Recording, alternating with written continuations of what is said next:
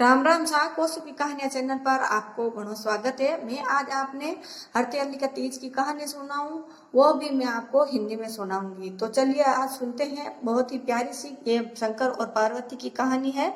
तो एक समय माता पार्वती और भगवान शंकर बैठे थे। तब माता पार्वती ने भगवान शंकर से कहा कि भगवान, ऐसा कौन सा मैंने कर्म किया था जिसकी वजह से आप मेरे को प्राप्त हुए हो, आप मेरे को मिले हो। तब शंकर भगवान ने कहा कि हे पार्वती, यह हरतालिका तीज है, यानी कि भादवा की सुदी तीज के दिन ये तीज आती है। इसका व्रत किया जाता है। उस दिन जब व्रत करती है औरतें तो उनका अखंड सौभाग्य होता है और उनको मनपसंद पति मिलता है।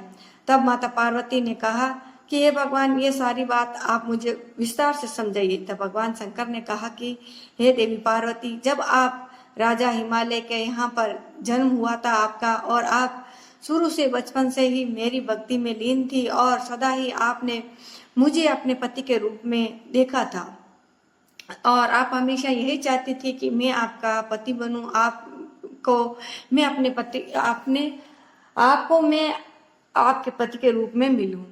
तब शंकर माता पार्वती से कहने लगे कि हे पार्वती, आप जैसे जैसे बड़े होते गए आपकी भक्ति और भी ज्यादा प्रबल होती गई। आप बहुत ही ज्यादा भक्ति भाव में रमते गए। बहुत सालों तक आपने अन्न जल ग्रहण नहीं किया और भक्ति की, और ऐसा करते करते बहुत समय बीत गया। आप बड़े हो गए तो राजा आपके पिताजी को आपकी शादी की चिंता होने लगी। उन्होंने एक दिन नारद जी को बुलाया और नारद जी से पूछा कि हे नारद मुनि, अब मेरी बेटी पार्वती बड़ी हो गई है और मैं इसका विवाह करना चाहता हूँ। तब नारद जी ने कहा कि हे राजा, आप अपनी कन्या को भगवान विष्णु को दे सकते हैं, उनके साथ उनकी शादी कर सकते हैं। तब राजा हिमाचल बड़े खुश हुए। उन्होंने कहा कि यह तो बहुत ही अच्छा प्रस्ताव है और बहुत ही बढ़िया कि भगवान विष्णु मेरी बेटी से विवाह करेंगे।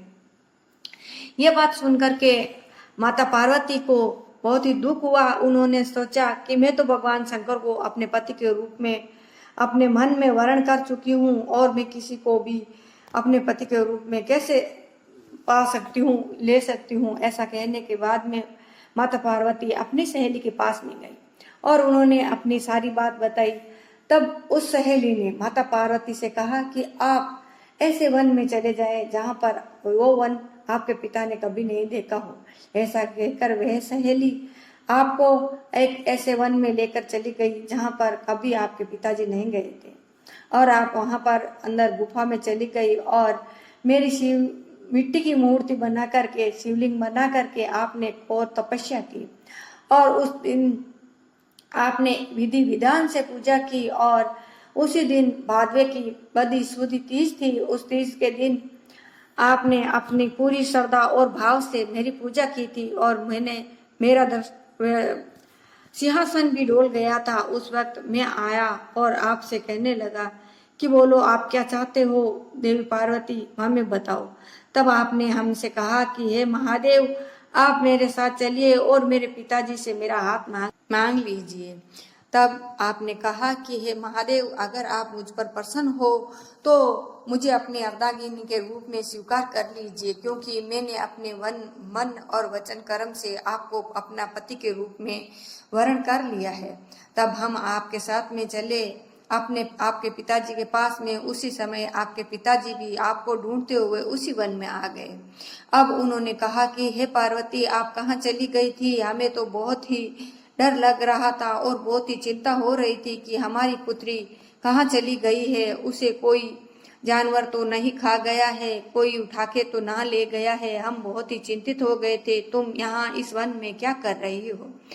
तब आपने अपने पिताजी से कहा कि हे पिताजी, आपने मेरा विवाह विष्णु भगवान से तय कर दिया था, तो मैं क्या करती? मुझे कुछ भी समझ में नहीं आया, क्योंकि मैं भगवान शंकर को अपने पति के रूप में पहले ही से अपने मन में चयन कर लिया था। तो मैं आपसे कुछ नहीं बोल पाई और मैं यहाँ भगवान शंकर की आराधना करने के लिए इसी जंगल में आ गई थी। तब आपके पिता ने कहा कि मैंने तो विष्णु भगवान से आपका विवाह तय कर लिया है। और उसी वक्त नारद जी भी आ गए थे। तब नारद जी ने कहा कि कोई बात नहीं, अगर शंकर भगवान से माता पार्वती का विवाह होता है तो विष्णु भगवान भी बड़े खुश होंगे। और आपके पिता ने भी हामी भर दी और भगवान विष्णु से यह समाचार भिजवा दिया कि पार्वती का विवाह मेरे शंकर भगवान से ही होगा। और उसी वक्त उसी दिन हम दोनों बहुत ही प्रसन्न हुए थे, क्योंकि उसी दिन भादवे की तीज थी और हम दोनों का पहली बार मिलन हुआ था।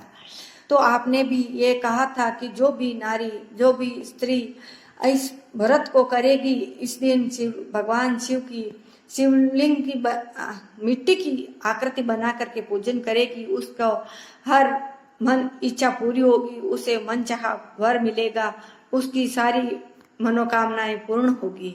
ये बात आपने हर औरत के लिए कही थी, इसीलिए भादवे की तीज को आप हर औरत शिवलिंग बना करके पूजा करती है, उसका अखंड सौभाग्य रहता है।